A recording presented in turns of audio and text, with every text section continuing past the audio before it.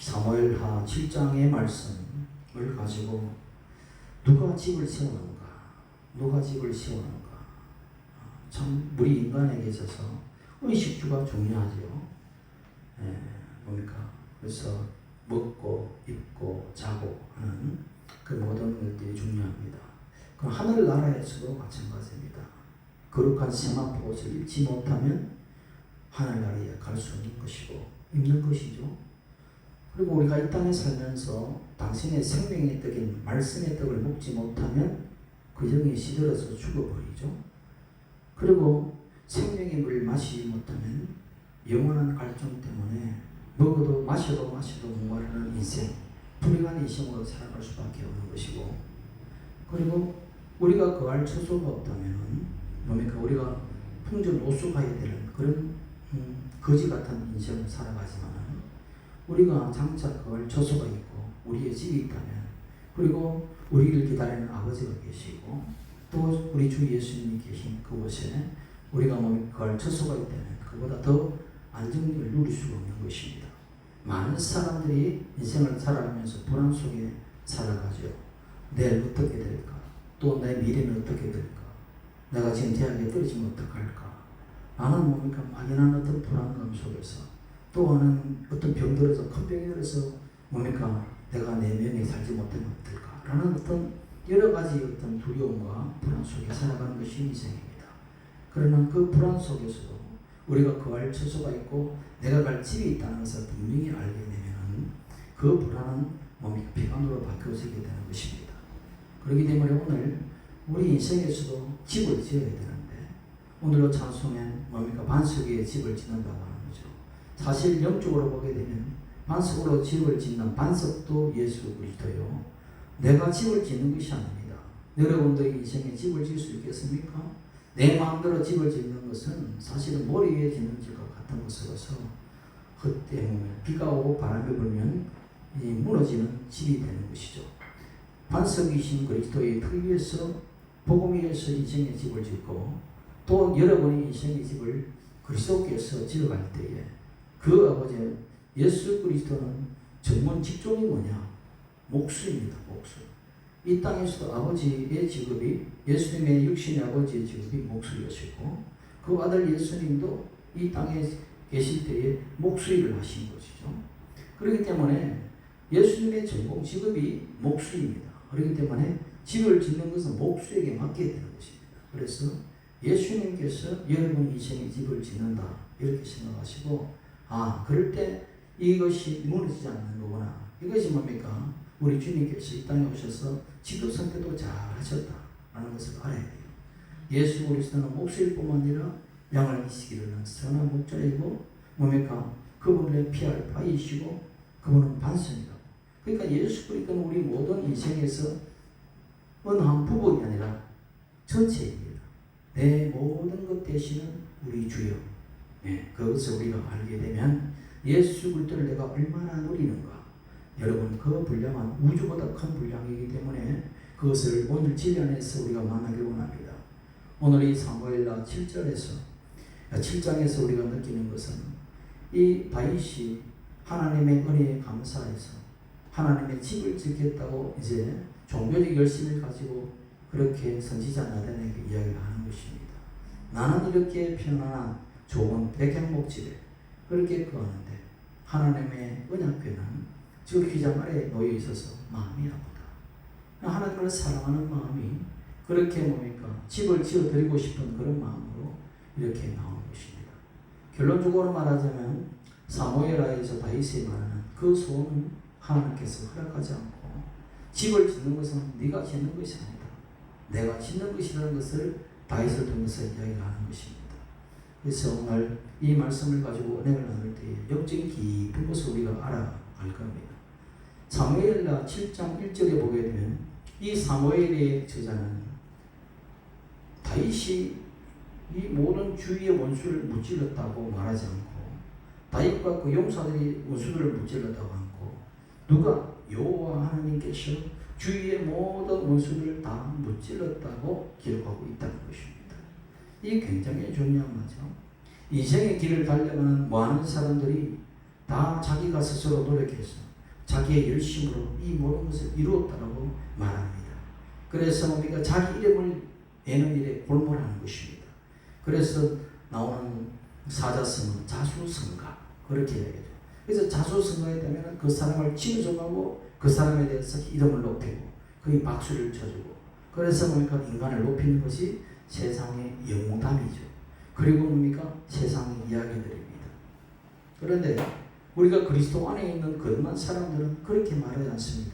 또 그렇게 보지도 않습니다. 사실도 아닙니다. 세상엔 그런 역사가 그렇게 인간의 역사로 보지 않고 말하지 않는다는 이야기입니다. 역사의 주체는 누구냐? 라고 할 때 인본주의자들은 인간의 주체라고 말을 하지만 하나님의 백성, 하나님의 사람은 그 역사를 만들어가고 뭡니까? 기계없음을 만들어가시는 주 예수님이 역사의 주체라, 하나님의 주체라 라는 것을 이야기하는 것입니다. 그렇기 때문에 그 모든 일들은 내가 이런 것 같지만 실상은 내 배후에서 하나님께서 하셨다. 우리 주 예수님께서 하셨다. 성령이 임관하시도록 하셨다. 이렇게 실제로 믿고 고백해야 된다는 것입니다. 하나님의 사람은 인간의 역사를 볼 때도 또 자기 개인의 삶을 돌아볼 때도 똑같은 말을 하는 것입니다.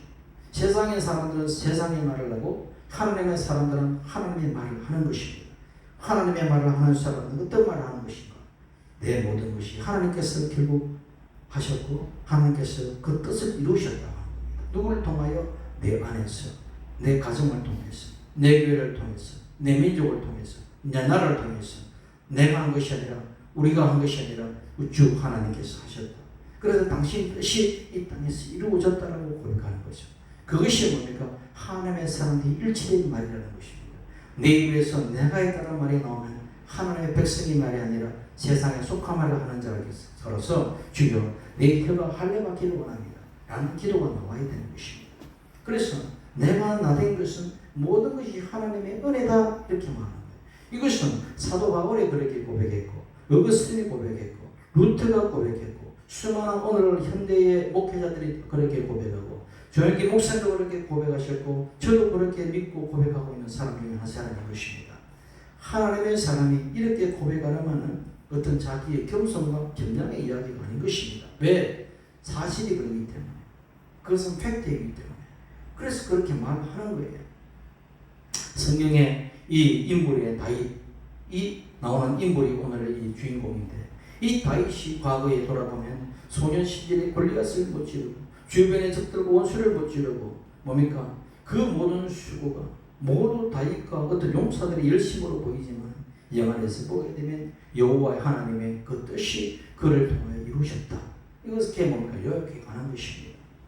그래서 하나님의 편에 세상에서는 인간을 높이지만 하나님의 사람은 언제나 그 영광을 누구에게 돌리고 있느냐?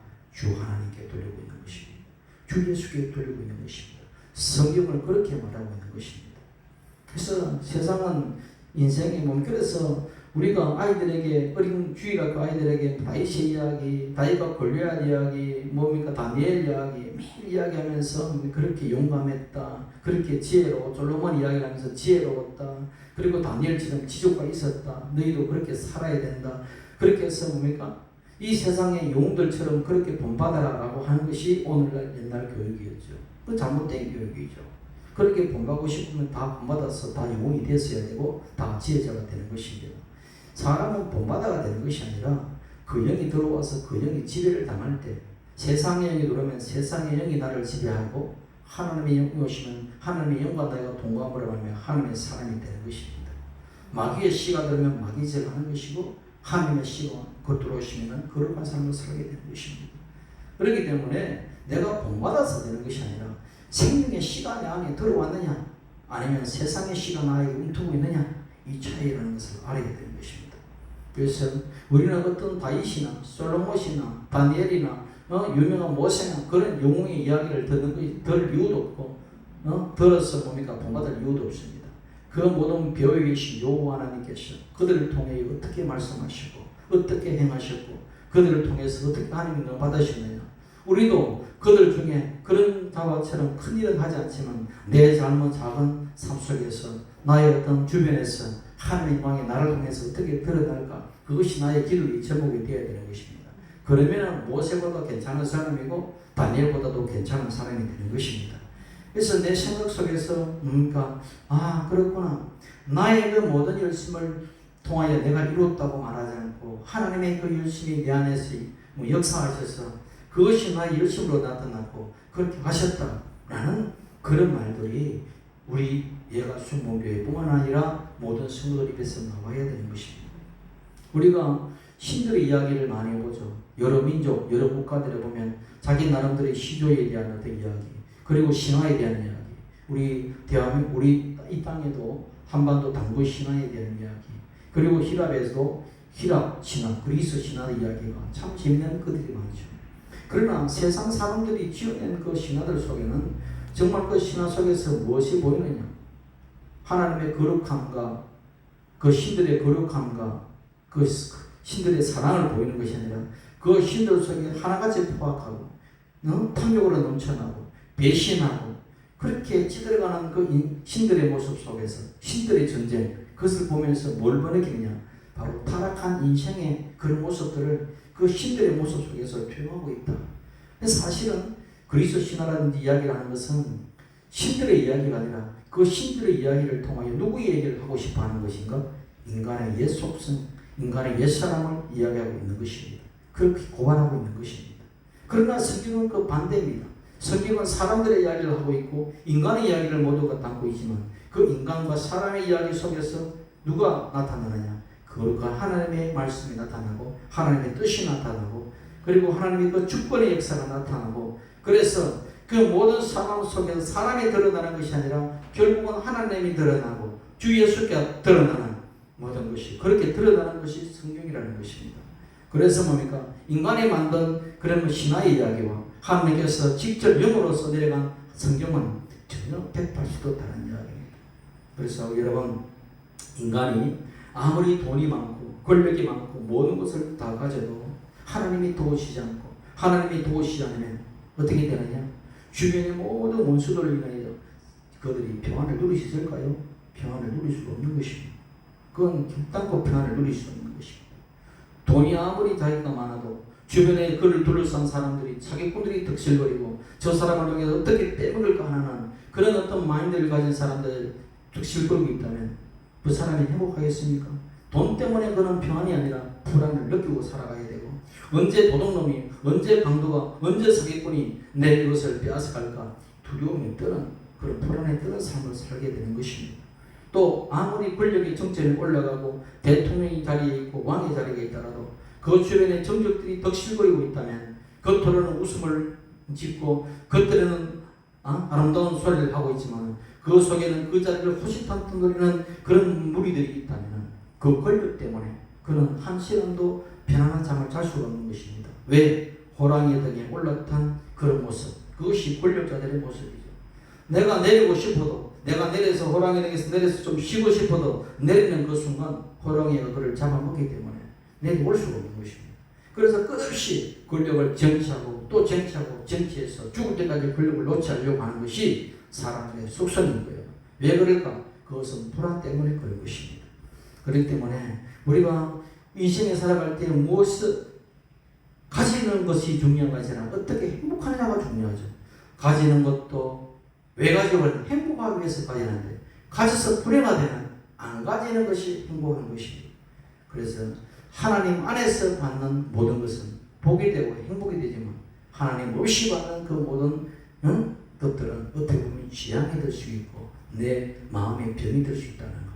그것은 우리가 역사가 증명하고 우리의 삶의 주변에서 보이는 현상인 것입니다. 저는 이번에 3박 4일 동안 베트남 선교여행을 통하여 많은 은혜를 받고 참 도전도 받고 했습니다. 그런데 제가 놓치기 참 굉장히 중요하게 보았던 것은 그 사람들의 표정인 것입니다. 베트남 사람들의 표정들, 그 사람들의 어떤 인상 그런 것을 제가 보았습니다. 두 가지 특징이 있어요. 경찰 복장을 입고 제복을 입은 사람들의 표정은 굉장히 얼굴이 어둡습니다. 그리고 뭡니까? 무표정합니다. 그리고 뭡니까? 항상 사람을 살핍니다. 그래서 그 사람들 얼굴 표정에서는 기쁨도 없고 평안도 없는 것을 느꼈습니다. 그러나 뭡니까? 그 배를 젓고 그리고 뭡니까? 마사지를 하는 그런 사람들, 그리고 뭡니까? 일반에 서빙하는 그런 사람들, 청소하는 분들, 그런 사람들 표정을 보니까 마음의 얼굴이 항상 환해요. 어떻게 저럴까? 어떻게 저 많이 할까? 물론 무슨 돈을 위해서 그렇게 할 수 있겠지만 돈을 때문에 거짓 웃는 것과 그 속에서 나타나는 영적 필승이 다른 것입니다. 평안을 느낀다는 것입니다. 그것을 내가 볼 때 왜 오히려 제복을 입고 권력층이 있고 가진 자들이 편안해야 될 텐데 정작 가진 자들은 얼굴이 어둡고 못 가진 자들은 얼굴이 평안함을 느꼈다는 것은 굉장히 무엇을 의미할 거라는 걸 우리가 알아봐야 되는 것입니다. 그 답을 가이드에게서 저는 들었습니다. 베트남 사회는 공산주의 국가입니다. 그들은 아무리 내가 공부를 잘해도 자기가 공무원이 될 수가 없습니다. 내가 아무리 능력이 있어도 경찰이 될 수가 없는 것입니다. 그리고 아무리 잘해도 내가 고위관직에 올라갈 수 없는 것입니다. 아버지가 공무원이면 그 아들도 공무원이고 뭡니까? 그 아버지가 경찰이면 그 아들이 경찰이고 그렇게 되는 거예요. 신분사회. 한마디로 딱 고정된 사회. 아무나 공산당이 될 수가 없습니다. 그것도 출신 성분 3대를 내려와서 그 출신이 이상이 없어야지 되는 것입니다. 그러니까 인도의 카스트 제도나 공산주의 국가의 어떤 계급 제도나 딱 뭡니까? 박혀 있는 것입니다.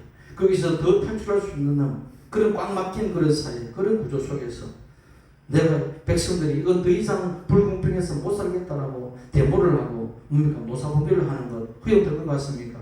절대적으로 허용하지 않고 바로 하는 그 순간 경찰서에 잡혀가고 뭡니까? 엄청난 고통을 당한다고 이야기를 들었습니다.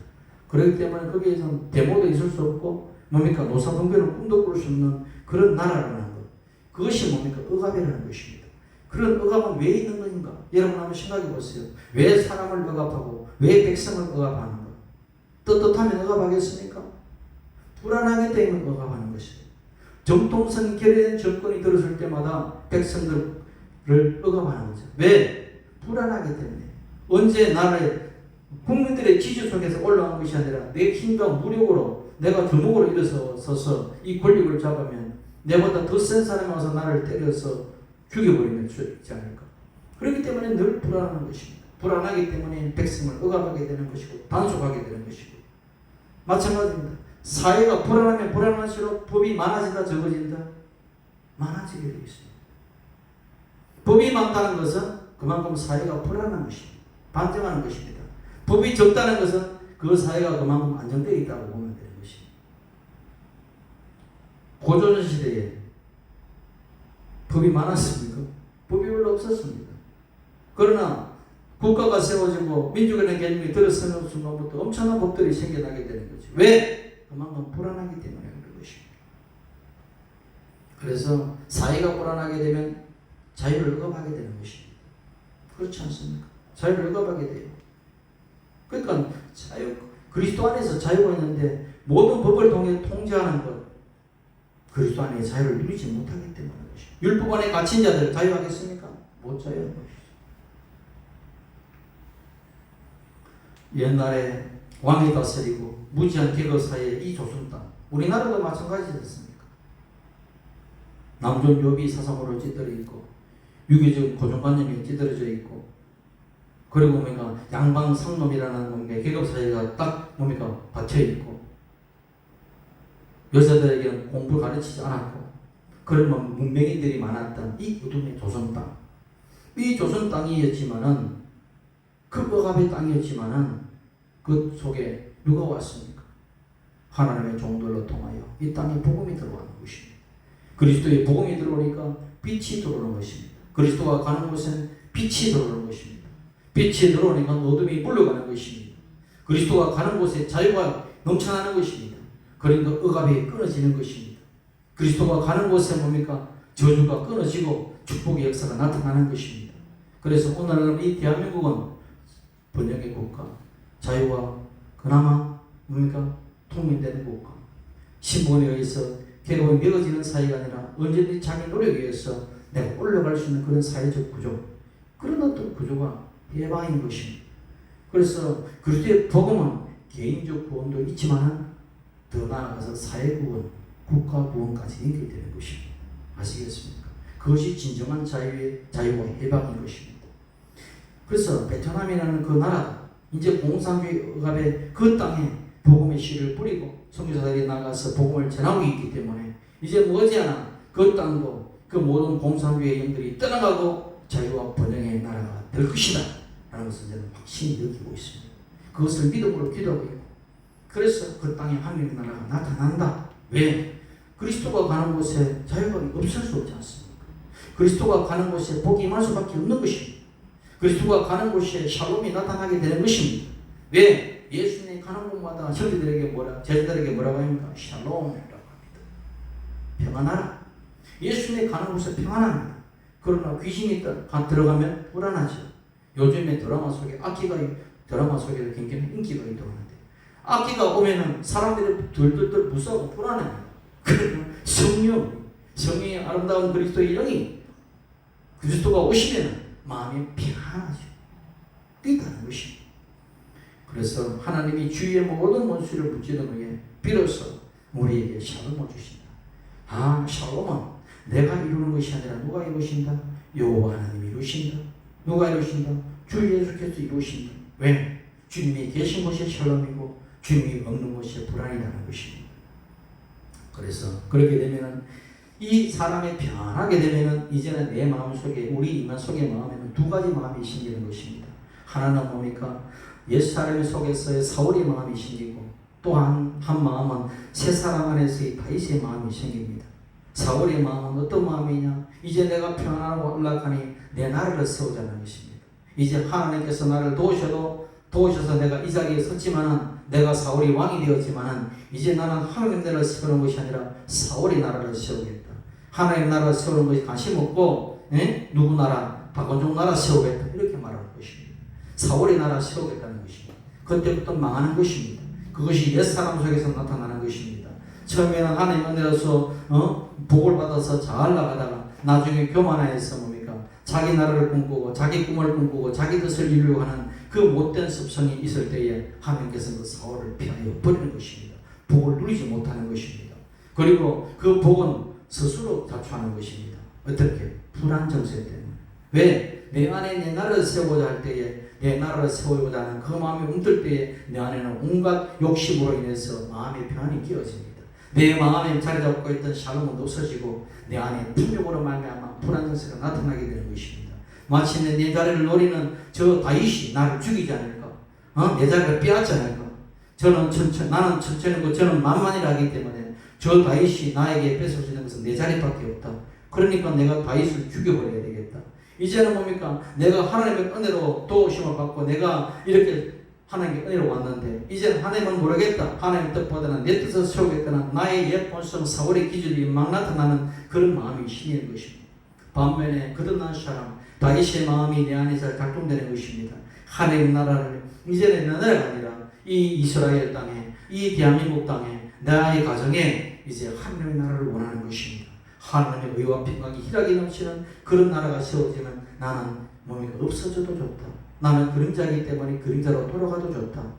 라는 마음이 생기는 것입니다.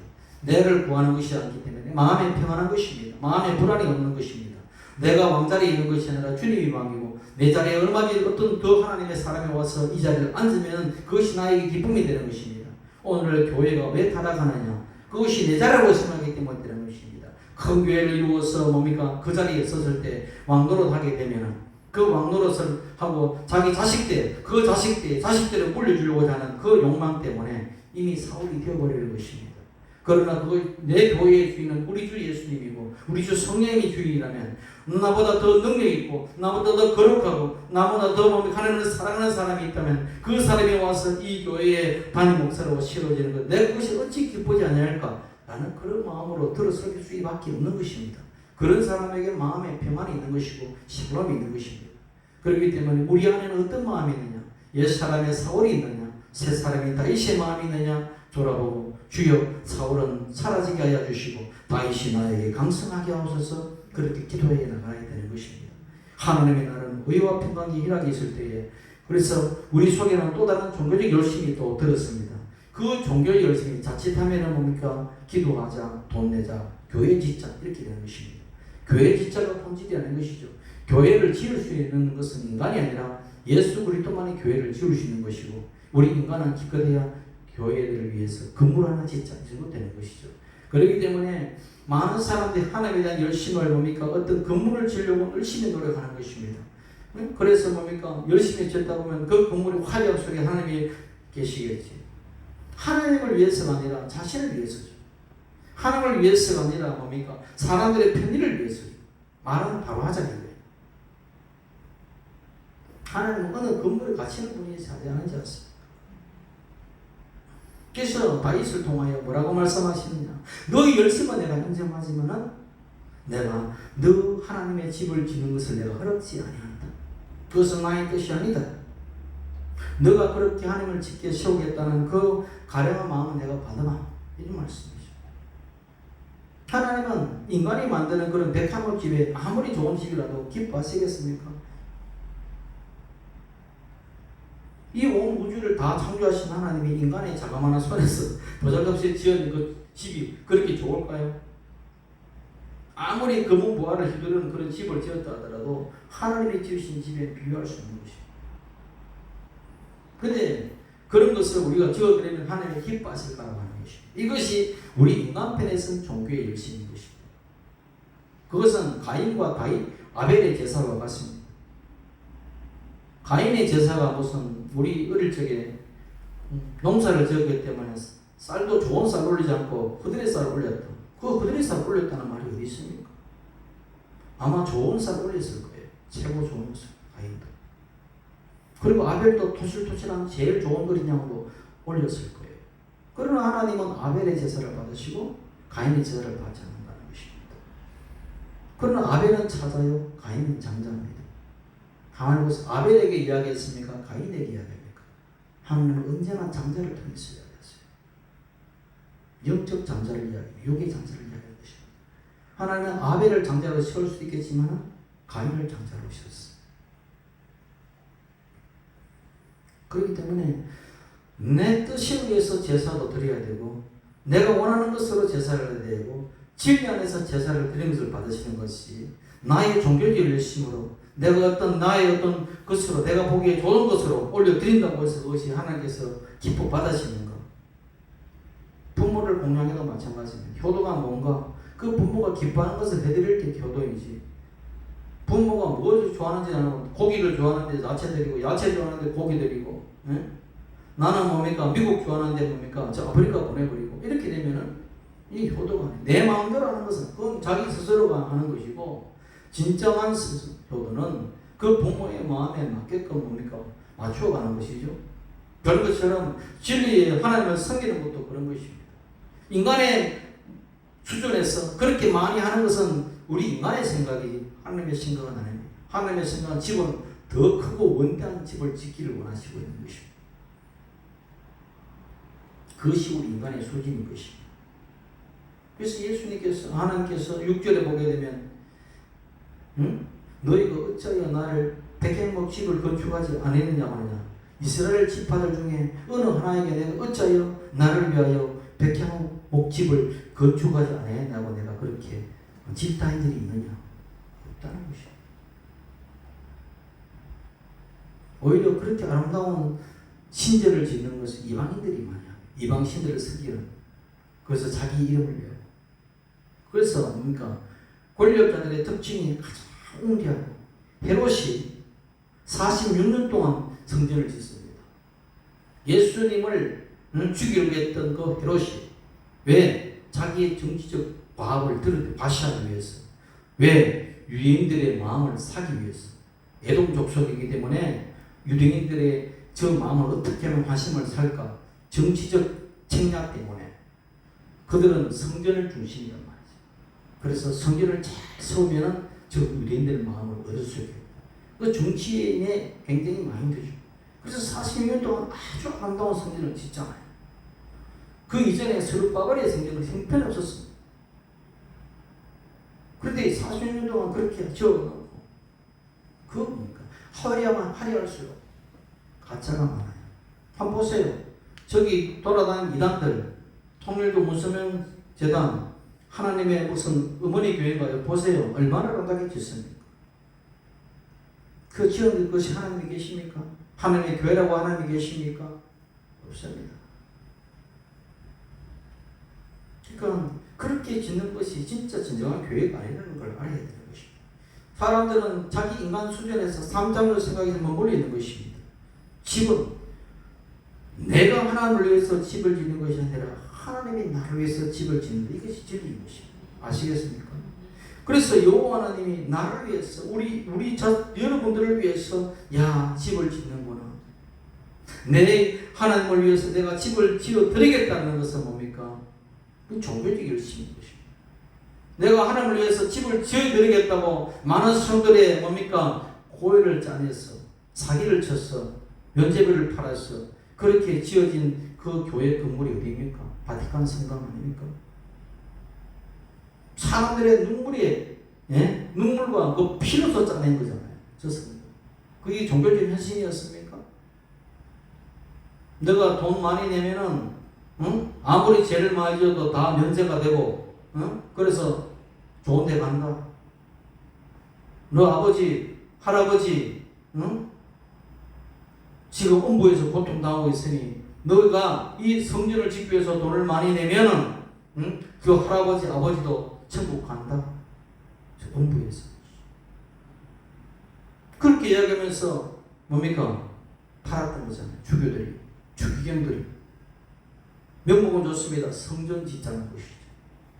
하나님을 위하여 하나님을 위하여 성전 짓자는 그것은 뭡니까? 곧 다시 말하는 하나님을 배약하는 것입니다. 이미 우리 주 하나님은 아신 거예요. 인간의 그 뭡니까? 종교적 열심이 어떻게 진리를 변질시키고 어떻게 백성들을 뭡니까? 고통스럽게 할까?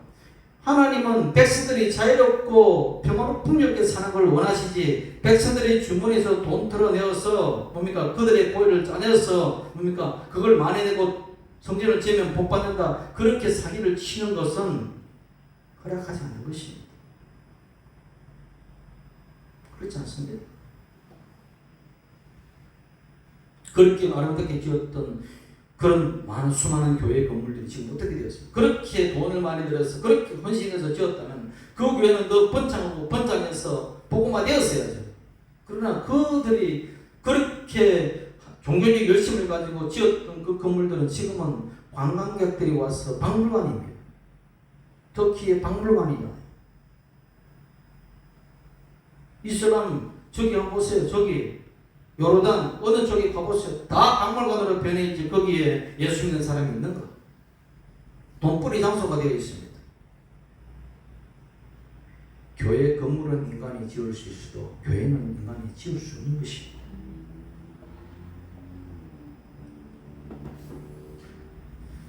그렇다면 여호와 하나님의 집은 누가 짓는가? 그 해답이 12절 이야기입니다. 내 몸에서 날 내 씨를 내 뒤에 세워 그의 나를 견고하게 하리라. 그는 내 이름을 위하여 집을 건축할 것이요 나는 그의 나라의 왕위를 영원히 견고하게 하리라. 다윗의 아들 솔로몬이가 왕위가 되었을 때 그 왕위에 영원히 지금 견고히 되어 있습니까?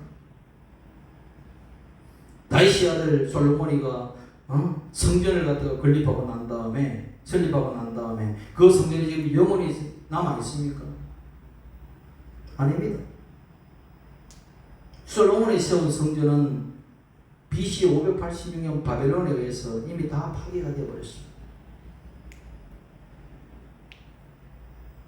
너의 위가 영원하다고 했던 그 하나님의 말씀이 솔로몬에 적용되면은 솔로몬의 아들 르호보암 찢어졌습니다.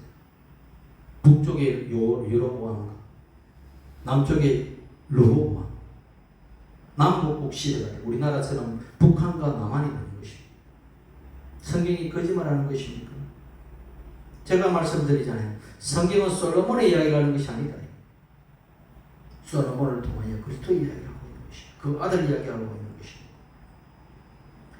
그래서 그것은 뭡니까? 이제 솔로몬 왕이 지은 그 주기가 아니라 진짜 내 다윗의 씨로 오는 그분이 누구냐? 바로 그분이 그리스도 예수. 다윗의 후손으로선 그 예수 그리스도가 그분께서 하나님의 참성전을 세운다는 것입니다. 그래서 그분이 성전의 주체고 그분이 성전이고 그분이 세우는 분이다. 그래서 여호와의 집은 누가 짓는가? 여기에 이 해답에 예수 그리스도라는 것입니다. 요한복음 12장에서 그것을 예수님이 친히 말씀하셨습니다. 유대인들에게 말합니다. 유대인들이 예수님을 보고 당신 하나님으로 온 사람의 표적을 보여라. 그 표적을 보여라는 그 유대인들에게 뭐라고 말씀하시느냐면 19절에 너희가 이 성전을 흘러버리라. 내가 사흘만에 일으키리라. 그렇게 말씀하시는 거예요. 이 말할 때부터 유대인들은 뭡니까? 아니 헤롯이 지금 이 지은 40년 동안 지은 것인데 이 당신이 누구인데 3일 동안에 만에 이렇게 이 성전을 일으킨다는 거예요. 그러니까 인간의 말과 예수님의 말은 차원이 다릅니다. 인간의 말은 3차원의 이야기를 하고 예수님의 말씀은 4차원, 고차원의 이야기를 하고 있는 거예요. 인간의 말은 시간과 공간의 이야기를 하고 예수님의 말씀은 영혼의 속의 이야기를 하고 있는 것입니다. 차원이 다른 것이죠. 그래서 예수님의 제자들도 그 이야기를 이해하지 못했습니다. 언제 이야기했느냐? 이 요한복음 사도 요한이 보기를 제자들이 이 말씀이 당신의 육체에 대해서 말씀하셨다는 걸 알았던 것은 예수님이 죽은 자 가운데서 다시 살아나신 후에야 비로소 이 말씀이 그 말씀이라는 것을 알았다는 거 22절에 요한복음 2장 22절에 이야기하고 있는 것입니다. 아 그렇구나. 이 여호와 집도 예수님께서 지으시고 그러면 여러분의 집은 누가 짓느냐? 나의 집은 누가 짓느냐? 나의 집도 내 스스로 짓게 되면 사울이 되는 것입니다. 누가 짓느냐? 여호와께서 내 집을 짓는다. 여러분 예수님께서 여러분 집을 짓는다는 것을 알아야 돼요. 왜? 예수님께서 친히 사무엘에 그 이야기합니다. 내가 여호와가 너를 위하여 집을 짓겠다고 하는 거예요. 그렇다면 그 자리에 너가 누구예요? 그는 여러분이 자신인 것입니다. 아 그렇구나. 우리 주님께서 내 집을 짓는 것이구나. 그래서 주님 나의 집을 잘 지어주셨습니다.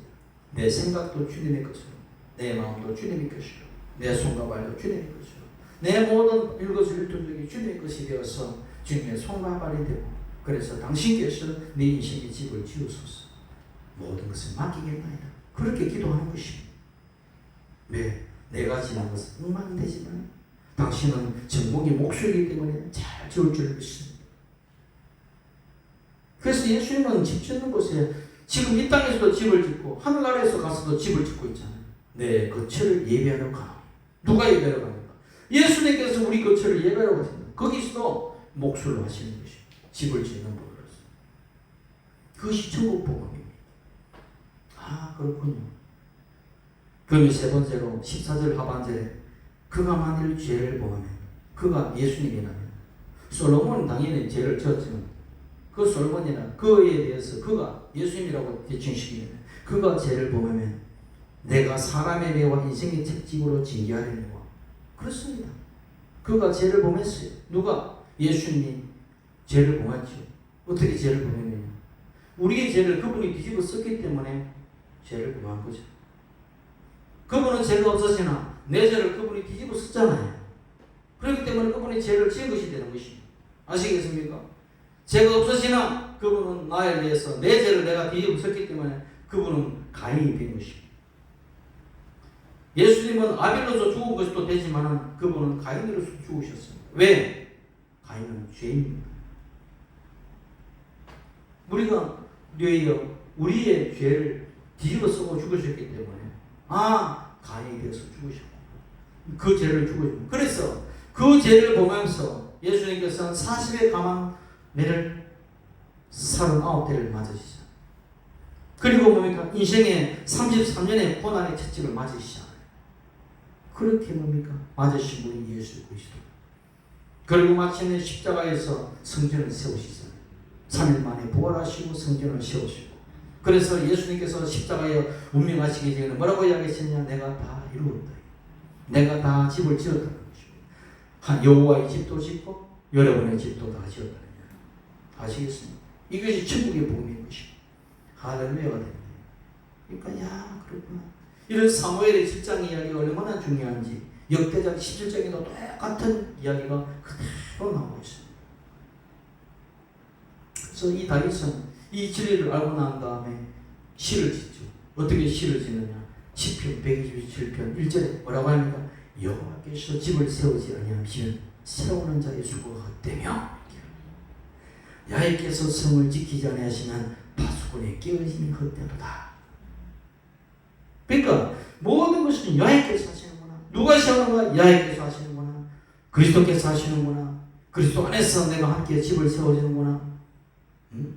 그리스도 없는 모든 인생은 그 집을 지어도 넘어지는 헛된 인생의 집을 짓는 것이지만 그리스도 안에 짓는 모든 인생은 뭡니까? 그 사람이 아무리 비천한 집을 가졌다 할지라도 참된 집을 짓고 있는 사람이구나. 그것을 깨달아가는 것입니다. 여러분 인생에서 무엇이 되는 것이 중요합니까? 대통령이 되는 것도 중요하고 장관이 되는 것도 중요하고 멋진 과학자, 멋진 연예인 그리고 뭡니까? 사업가가 돼서 돈 많이 벌고 다 중요합니다. 그게 나쁘다는 것이 아닙니다. 그러나 그리스도 안에서 그것을 누릴 때 그것이 참복이 되고 참평안이 되는 것이지. 그리스도 밖에서 그것을 얻는다면 그것은 어떻게 보면 죄악이 될 수 있는 것입니다. 왜? 그거로 말미암아 염려, 근심, 불안이 나에게 억누르기 때문에 감당할 수 없는 것입니다. 권력의 자리에 올라갈 때 불안 때문에 그 불안 때문에 뭡니까? 김정은이 보십시오. 얼마나 많은 호위병들이 있어도 불안이 있는 것입니다. 수익이 없으면 뭡니까? 잠을 자지 못하는 것입니다. 그것이 인생이에요. 그리스도 안에서 그걸 누리세요. 그리스도 안에만이 평안을 누릴 수 있다. 여호와의 집도 그리스도예요. 여러분의 집도 그리스도예요. 할렐루야. 그 그리스도는 나의 모든 것이다 하는 거예요. 사도 바울도 이것을 일찍 깨달았어요. 그래서 고린도서 3장 9절에 보게 되면 10절에 보게 되면 우리는 하나님의 동력자들이요. 너희는 어떠냐? 하나님의 밭이요. 뭐라고? 하나님의 집이라 이렇게.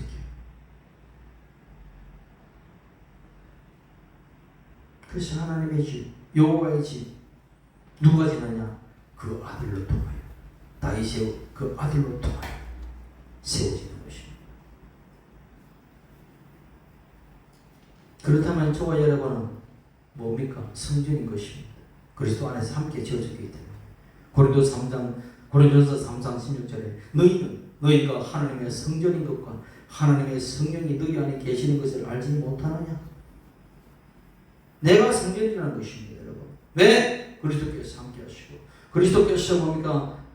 말씀이 계시고 그리스도의 영이 계시고 그리스도와 함께 하시기 때문에 여러분의 성전이 되는 것입니다.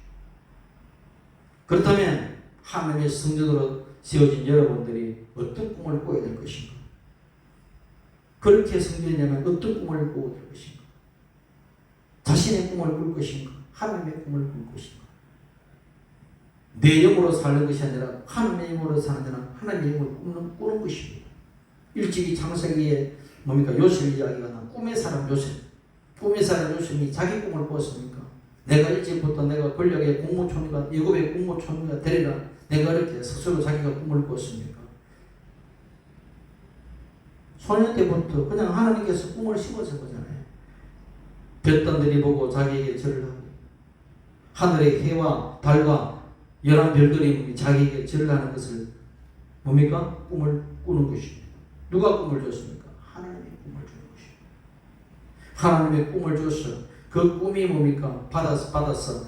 야, 나는 막 복 받았다. 그런데 그 과정은 어떻습니까? 고난이 연속인 것입니다. 형제들에게 배반당하고 죽임의 위협을 당하고 또 뭡니까? 노예의 삶을 살게 되고 감옥의 삶을 살게 되는 굉장히 그의 삶은 뭡니까? 고난의 연속이었습니다. 그러나 그런 고난은 어떤 고난이냐? 생명의 고난이에요. 그런 고난은 구원을 하게 하는 하나님의 축복의 과정이었다는 것을 요셉은 마지막에 가서야 알게 되는 것입니다. 그래서 형제들한테 이야기해요. 당신들이 나에게 악을 행하였어도 두려워하지 마소서. 그 모든 것은 하나님께서 당신들과 아버지의 자녀들을 구원하기 위한 하나님의 뜻이 있었습니다. 당신들은 그렇게 일그러진 마음을 가지고 나에게 모쏠죄를 했지라도 나는 그것을 원망하지 않은 것은 그 모든 것이 하나님의 뜻 안에서 이루어짐을 내가 알았기 때문에 그랬습니까? 그 마음이 치유되고 형들도 치유되고 다 하는 것입니다.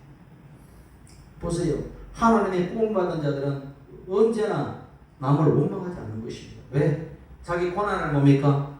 미워하지 않는 것입니다. 고난을 핑계대지 않는 것입니다. 모든 것이 하나님 안에서 다 조화되어 버리기 때문에. 요셉이가 어릴 적에 꿈을 꿨을 때 내가 그렇게 이스라엘 백성들을 구원하겠다 그렇게 생각했겠습니까? 어릴 적에 생각, 아유 내가 좋았어. 우리 마음이 그래 자랑하잖아요. 형들 뱃단들이 나에게 절을 한다. 야 내가 짱이야 그러잖아요. 그게 우리 나이의 영성의 수준이죠. 해와 달과 별들이 나에게 절을 했어. 야 엄마 아빠도 나에게 절하니까 내가 짱이야. 뭐예요? 내가 최고다. 우리 나이 영적 수준에 내가 최고다. 날 좀 보소가 되는 거잖아요. 요셉도 그랬다는 이야기예요. 그 영적 어릴 적에. 그러니까 얻어맞는 거죠. 그러나 그 삶 속에서 뭡니까? 마침내 영적으로 성숙하게 되니까 내가 애굽의 총리가 되고 높은 자리에 올라가는 것이 목적이 아니라 내가 그런 고난과 그런 역경과 그런 높은 자리의 출세를 통하여 그것이 나에게 주어진 것은 내가 그렇게 이심양면에서 내가 사람들에게 내 이름을 내려고 하는 것이 아니라 그것이 목적이 아니라 나의 어떤 고난과 그 자리를 통하여 당신의 백성들을 구원하게 하는 하나의 축복의 통로가 되라는 것이었구나. 구원의 통로가 되라는 것이었구나. 그것이 뭐다? 하나님의 목적이었다는 것입니다. 그것이 하나님의 뜻이었다는 것입니다. 그렇기 때문에 내가 아무리 대통령이 되고 내가 아무리 위대한 과학자가 되고 내가 유명한 스타일가 되어야 할지라도 그 모든 자리에서 내 이름을 내고 내 신을 드러내는 것은 어린아이인 것입니다. 진짜 하나님을 만나고 영적으로 성숙된 사람은 그것을 통하여 하나님의 뜻을 구하게 되고 그것을 통하여 뭡니까? 많은 백성들을 구원해내는 축복의 통로가 되고 구원의 통로가 되는 것이죠. 이것이 뭡니까? 그리스도인의 성공인 것입니다. 아시겠습니까? 뭐가 성공이냐고요? 돈 많이 버는 게 성공입니까? 높은 자리에 올라가는 게 성공입니까? 좋은 대학 가는 게 성공입니까? 아니죠. 그런 게 통하여 하나님의 목적이 이루어지는 것이 성공인 것입니다. 그래서는 주여 감사합니다. 내가 당신의 뜻을 이루기 위해서 내가 어떤 자리에 어떤 데 있을지라도 내가 당신의 뜻만 구하는 자가 되게 하소서. 내가 빛이란 데에 처하든 내가 높은 자리에 처하든 그 모든 것에 자유할 수 있는 것은 내가 이것에 처하는 것, 내가 부하든 가난하든 그 모든 것 하나님의 뜻을 이루어내는 그런 성공자가 되기를 원합니다. 아시겠습니까? 자본주의의 마인드로서 말하지 말라는 이야기예요. 그리스도인으로서 성공을 기준을 삼아라는 이야기입니다. 그것을 깨달아야 돼요. 그래서 여러분 세상에 자신이 어떤 꿈을 주어도 좋습니다. 그러나 그 꿈은 하나님의 목적을 이루는 꿈이 되시길 예수 이름으로 축원합니다. 마지막으로 여러분에게 꿈은 누가 주시는가? 내가 꾸는 것이 아닙니다. 욕망은 내가 꾸는 거예요. 내 옛사람이 꾸는 거예요. 내가 이렇게 하고 싶다 저렇게 하고 싶다 내 탐욕입니다. 그것은 야망이라고 하는 것이죠. 야망과 꿈은 다른 것입니다. 야망은 나라를 세우려고 하는 것이고 꿈은 하나님의 뜻을 이루려고 하는 것입니다. 그래서 그 꿈은 누가 주시는가? 주체가 내가 아니라 하나님이시기에 하나님의 영이신 성령께서 오셔서 성령이 여러분에게 꿈을 주시는 것입니다. 요엘의 예언대로 너희 자녀들은 영원할 것이요 너희 젊은이는 환상을 보고 너희 늙은이들은 꿈을 꾸리라.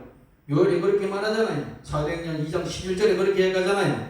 이거 여기서 말하는 자녀들, 젊은이들, 늙은이들은 육신의 나이, 어린아이, 무슨 청년, 그런 노인네 이런 이야기가 아닙니다. 영적인 이야기가. 성경 이야기는 육신의 이야기가 아니에요.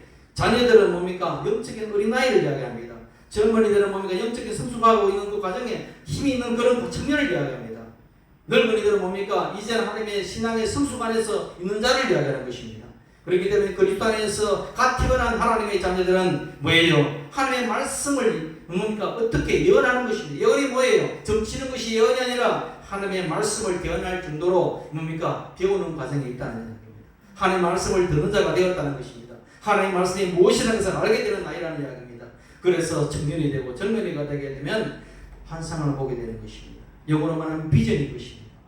내가 하나님의 비전이 뭐고 주님께서 나에게 하나님의 뜻이 무엇인지를 비전을 품고 비전을 알게 되고 그래서 그 비전을 보고 나아가게 되고 그래서 신앙에 성숙하게 되어서 이제는 연장자가 되고 연륜자가 되게 되면 이제는 하나님의 위대한 꿈을 품게 되는 것입니다.